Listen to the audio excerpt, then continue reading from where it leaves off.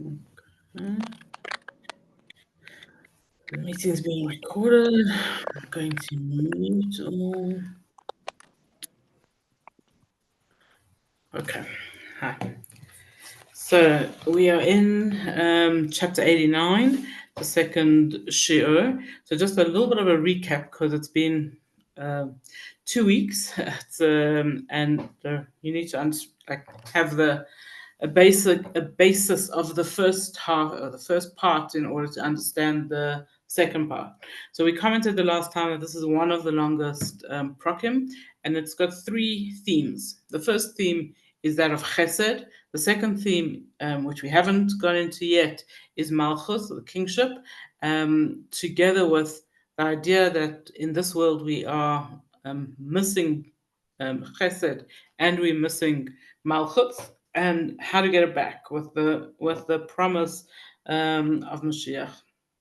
So, in the last show, we spoke mostly about Chesed. This, which actually, although we say it's the beginning part of the Perek, the whole Perek is based on the concept of Chesed, and it's expressed in the first words of Pasuk Beis and also in the words of Pasuk Gimel. Chaste Hashem Eilam Ashira, that forever will sing of Hashem's kindness, and in the second Pasuk Eilam Chesed Yibaneh, that the world is built on kindness. And we saw it in the words of the Psukim, how the world is a place where Hashem expresses his kindness, and that we actually are a reflection of Hashem, and therefore our job in this world is to express kindness. And we also saw in these Psukim the words that explains to us that Hashem created a world where people actually need chesed. We need kindness in order to exist, and also with the concept of Eilam Chesed Yibaneh, the world is built with kindness. We spoke about the idea that Chesed, kindness, builds the world, and it builds us as human beings. And we need to understand all of those concepts in order to understand the next themes of this parak, which is Malchus and the lack of Chesed, or the lack of Malchus. Okay, so looking a little bit further into Pasuk Daled, Pasuk Daled, we started doing this. The next few psukim we did in quite briefly. Want to go into it a little bit more and then and carry on. So we looked in Pasuk Dalet, and we saw in Pasuk Dalet it says, Karisi bris levchiri, I made a bris, a covenant with my beloved, Nishbati to David Avdi, and I made promises to my servant David. So Hashem made bris with his two, if we could call it, favorite people, would be Avraham and David, two people who represent Chesed, and Hashem made covenants with them. In the parasha we had Hashem doing, what was it, 2 weeks ago? This parasha we had Hashem doing the Brisbane Hapsarim, was 2 weeks ago, last week, 2 weeks ago, and then we know with David that Hashem tells David, we see it here in this capital of Tehilim, that Hashem tells David that he's making a promise that he will be, okay, he'll exist, his descendants will exist, and Mashiach will come from him. And the Rambam explains that this is a rule. Once David became king, David is king. Even when there were hiccups along the way, when there are hiccups along the way, David is king.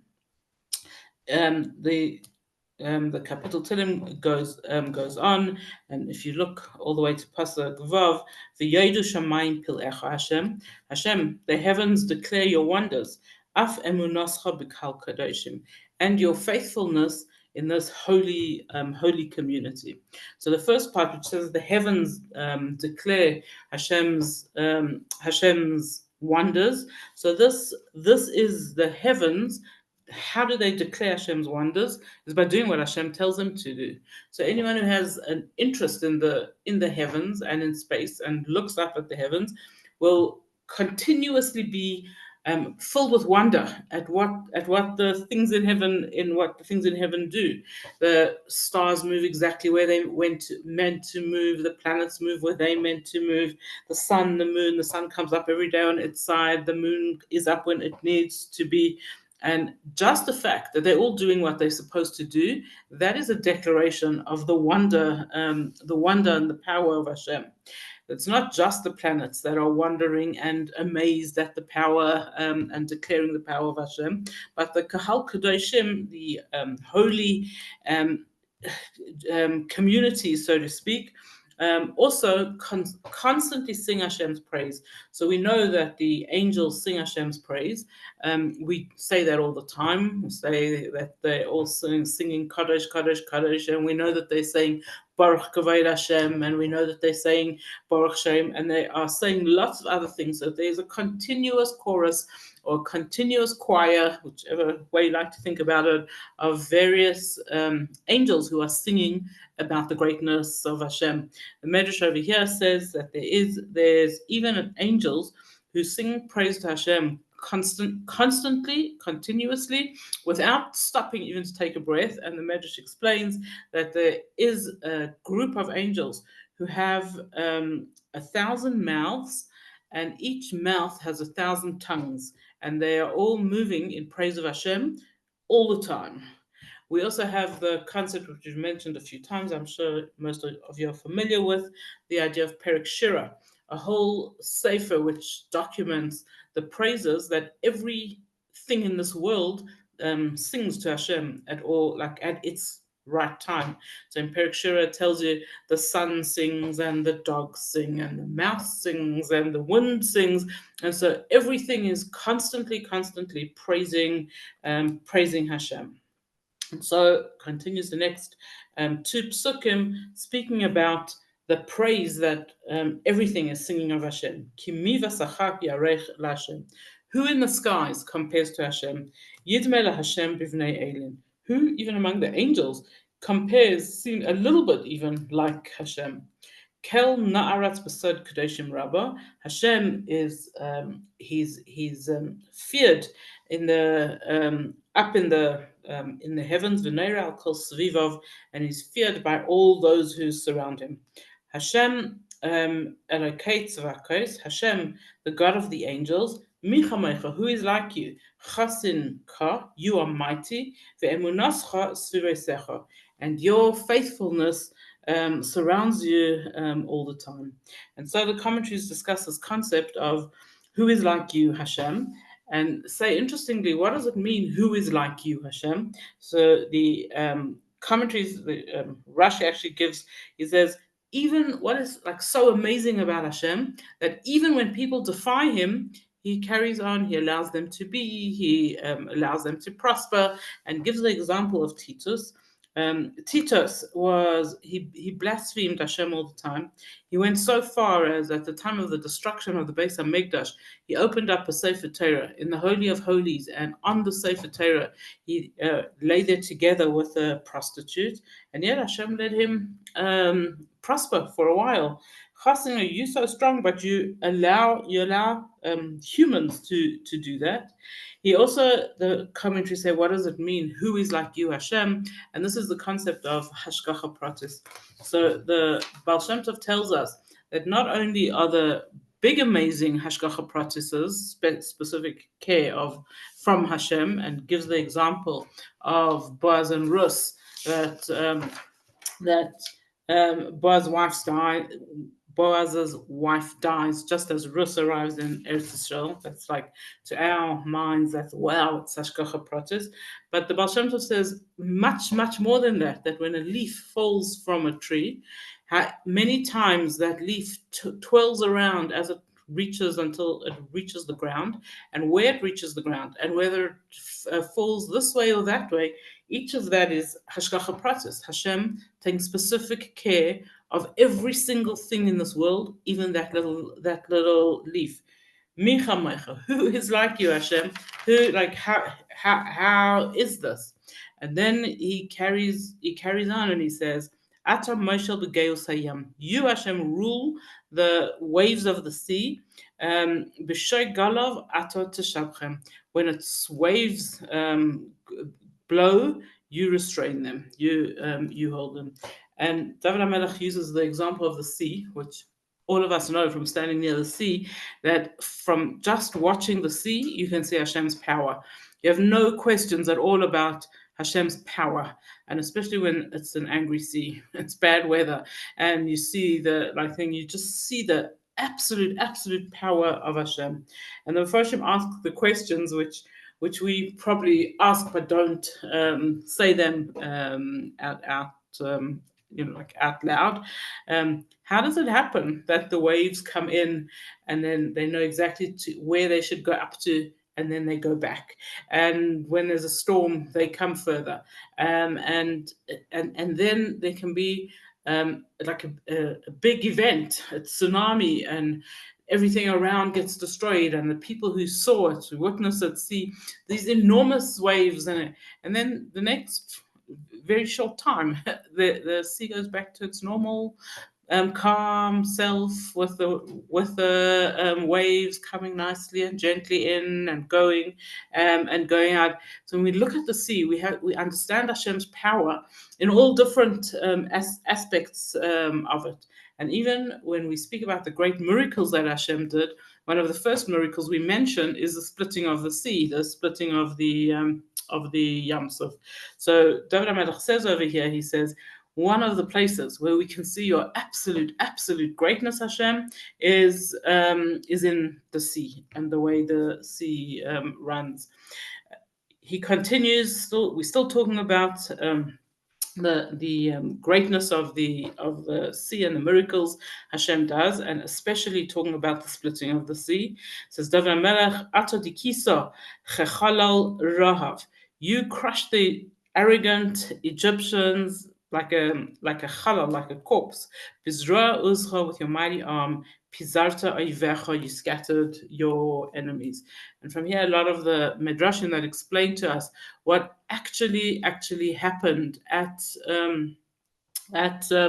the splitting of the sea, the miracle of it, and what happened there. Not only the Egyptians were crushed, and not only they were drowned, but immediately after, Pizarta Ivecha, the Egyptians came and they were washed up onto the shore. So the Yidden who were watching this and who were panicking about what was going on saw that the enemy was gone, drowned, and gone forever. So it's not just the sea, continues David HaMelech, L'cha shamayim, the heavens are yours, af l'cha aretz, and even the earth is yours, tevel u'meloa tayisaratam. You established the world and everything that's in it. Sofan v'yomim atavarasam, you created the north and the south.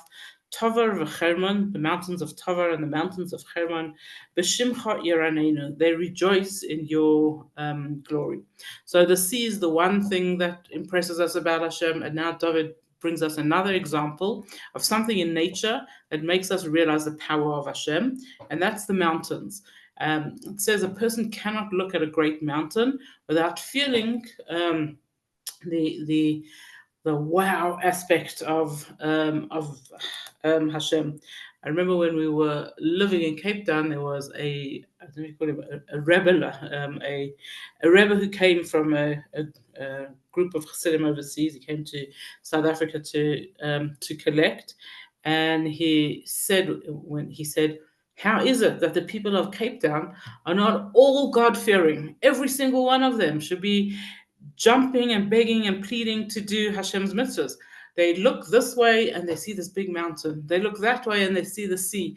They've got such evidence of Hashem all around them. He said, this is the closest you could come in this world to Gan Eden. So I always try to remember that. But for all of us who don't go jumping to do mitzvahs just because we see it, we have to remind ourselves that this thing of the mountains and the sea, it should really help us. It should bring us close to Hashem. So it says that when a person sees a tall mountain, the Medrash says, we are inspired to sing. So sing could be literal, that you're inspired to sing, and it could just mean to sing, meaning to be inspired. That we look at the big mountain, we're inspired to sing. But over here, David HaMelech is saying one step further. He says the mountains themselves are singing. They are excited about who they are, what they are doing. L'chaz im gevura. Your arm is mighty. Ta'iz yadcha. Your left hand is strong. Tarum yaminecha, and you raise your right hand. So again, speaking just about the glory, the greatness of Hashem, as we can access Him, so to speak, via the nature, the incredible nature that is around us. He continues and says, Tzedek umishpat mechan kisecha. Righteousness and justice is at the base of your throne. Chesed ve'emes yekadmu fanecha. Love and truth go before you. So we have this idea of tzedek and mishpat. Tzedek, which we translate as righteousness, mishpat, justice. So there's two different kind of things that we want from Hashem. We want tzedek, which is more like tzedakah, kindness, and mishpat. Hashem does both give us things because He's kind, or mishpat, and He's also strict and justice. And there's justice and there is din. The Talmud actually says to us that this concept of tzedek mishpat, Hashem is forever righteous and justice. The Talmud says all acts of mishpat and tzedek that humans do. So we also do tzedek or mishpat. We also do righteous things, and we also do honest, just things. What does Hashem do? He stores them. And where it says there's a special place in the bottom of Hashem's throne, so to speak, and in that throne He stores all the good things that we do. So that is the concept of mechan kisecha in the base of your throne. The next couple of psukim are ones that you probably will recognize. They are familiar because we say these psukim in the shofar blowing service. So what are the psukim and what do we actually mean as we say them? So we start with the one that says, Ashrei ha'am, happy is the nation, fortunate is the nation, Yod ei trua, who knows the trua, the sound of the shofar blowing, Hashem ba'or panecha yahalechu. Hashem, they walk in the light of your face. So what are we actually saying when we say fortunate is the nation who knows the trua? So when we have the mitzvah of hearing the shofar, we actually make the bracha lishmaya, to hear the shofar. So a person doesn't have to study and learn about all the effects of the shofar and what happens when the shofar is blown. You don't have to learn any of that. You just have to be in shul, or not even in shul, wherever you are, that somebody takes out a shofar and blows it. That's all we need. But there's a happiness. Ashrei ha'am, fortunate, happy are the nation who yodei, who understand what the shofar accomplishes. And what is it that the shofar accomplishes? So the first thing that we learn from when we're very small is that the shofar makes us do tshuva. Okay, as we know, it's written, can a shofar blow in a city and the nation doesn't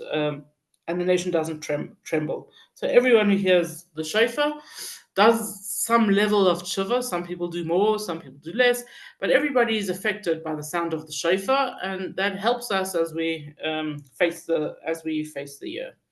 But here we're talking about something even deeper. The commentaries explain to us that on Rosh Hashanah, Hashem is in a judgment mood, and so that's His din, His the mood, if we can say that about Hashem, of being in a level of judgment. When we blow the shofar, actually what happens is that we cause Hashem to change maybe for a long time, maybe momentarily, from judgment to chesed. And this is what we actually say when we finish blowing the shofar. We say, how lucky are we? This Ashrei fortunate is this nation, Yodei Srua, who understand what the trua, what the shofar can do. And then we change to the name of Hashem, the Yud and the Hey and the Vav and the Hey, which is the name of Hashem of Chesed. So we've been standing in Shul, we've been going through Yontif with this feeling that Hashem is in his judgment mood, but through blowing the shofar, we move Hashem into a mood of chesed, into a mood of um, of kindness. We actually mentioned that also where we speak about Hashem and we say Hashem. I just can't think of the words offhand. I just had them in my head. But we say Hashem B'Kol Shofar, that Hashem, the Yud Kei Vav Kei name, goes up in the sounds of the sounds of the shofar, and we especially use the word then the sound of shofar over here, trua. Trua is one of the sounds of the shofar, one of the sounds that the shofar makes, and it has in it the word re'ah, friend. What is David HaMelech expressing over here? Ashrei Ha'am, fortunate is this nation. Yodei Strua Hashem. We know how to make Hashem our friend. We know how to make friends, so to speak, with Hashem. And the biggest thing that the shofar does for us is that when things are hard or where we're not seeing what we understand as kindness or whatever struggles or challenges we are going through, the reason we continue to exist and the reason Yidden in general continue to exist is because we believe that the shofar will blow, the big shofar will blow for Mashiach, and that's what keeps us. That's what keeps us going. And this is Ashrei Ha'am, fortunate are the nation who, no matter what, Yodea, we know, we understand, we believe, true, that the big shofar will blow, and that Mashiach will come. Hashem B'Panecha Yahalechu. We continue still with the psukim that we know. It's all day that we rejoice in Hashem's name. And it's through your righteousness that we are exalted, that we are greater. And the commentaries explain that what we're saying over here, not necessarily as it seems in its literal form, that you, Hashem, are so righteous and therefore you are exalted. That's a very surface level of understanding this. A deeper level is that we are Yorumu, you raise us up, but Sidkascha through your mitzvahs. And we are told that through doing mitzvahs, and we know and we learn and we do, that through doing mitzvahs, we become greater. Yorumu, we become raised. So when we do mitzvahs, we become better people, we become more refined people, and we become greater than all the other nations that are around us, simply through doing the mitzvahs. So simply by putting your hand in your pocket and putting money from your pocket into the hands of somebody poor, our neshama gets polished. Yorumu, we are raised, we become refined, and we thank Hashem. We thank Hashem for this. We say Kisiferet Zoma Ata, because you are the splendor and of our strength, and through your greatness, through the things that you want us to do. In other words, the mitzvahs, our power is strengthened, is raised. And we continue. The Melech continues. He says, "Ki Hashem maginenu." Hashem is our shield. V'likdosh Yisrael Malkeinu, and our King, the Holy One of Israel. As dibarta b'chazon lachasidecha, and you spoke in a vision to your chasidim, to your pious ones. V'tomer, and you said, Shivisi Ezer al Gibor. I helped David with this mighty warrior.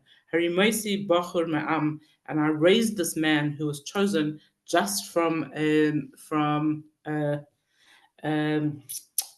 from the ordinary people. So, so it's Hashem who made David into the king, as we'll see in the next pasuk. When David went and fought Goliath, it wasn't a normal, wow, he was a good marksman, and so he managed to kill Goliath. Hashem made him do that. Hashem helped him to do that. Hashem pushed him to do that, and Hashem decided he was raising this little David into and making him to the king. And Hashem actually describes this in the next pasuk. Hashem says, "Matzasi David Avdi, I found my servant David, b'shem en kochi meshachtiv, and with my holy oil I anointed him." So the next couple of psukim are going to speak about the way that Hashem found David and made David into David, okay, into David. And the first thing he says is Matzasi David Avdi, I found him. So there's three people, so to speak, who it explains, it says about them, Matzasi, I found them. Hashem says, I found them. Here, well, we have with David HaMelech. With Avraham, it also says, "Umatzasi es levava," and I found his heart, ne'eman fanecha, to be worthy, to be faithful to you. And when it speaks about the Yidden in the desert, it also uses this expression of "I found them." And the Medrash asks, what does this mean? Hashem found us, or found David, found the Yidden. And the Medrash gives a mashal of a king who's with his whole entourage, and suddenly he noticed that the jewel of his crown has fallen out. So he instructs everyone who's with him to start searching the streets, walk up and down streets until you find the crown jewel. And they can't find it. They look and they look, they can't find it. So he gives them instruction that they should collect all the sand, all the dust, everything from the pathway which they've just walked on. And then when they have these piles and piles of dust, sift it. And this is what they did until they found the crown jewel. And then the Medrash explains that this is what happened. There's a world full of people, all different kinds of people. And Hashem said, sift through the dust. In other words, sift through all the people until Avraham was found. And then Hashem said again, sift through the dust, okay? Go through all the people, all the generations, see what's there, until David HaMelech was found. And also the Yidden. The Yidden were found among the worthless people who surrounded them at the time. And so when Hashem says, Matzasi, I found, he found us, okay? We were lost among everyone else, all other people, and Hashem found us and chose us. The Bereshis Rabbah explains that David was found in stone. Years before his actual birth, his greatness was already found there in stone, where Hashem picked out Lot and his daughters and let them have a child called Moav, who would continue and have a child called Rus, who would continue and have David HaMelech. And so David was found, from what we might think is one of the worst places where we wouldn't think anything good can come from, and yet from there, Hashem found David. And the third explanation, which comes in the Medrash Rus, explains that what is it that Hashem found when it says Matzasi David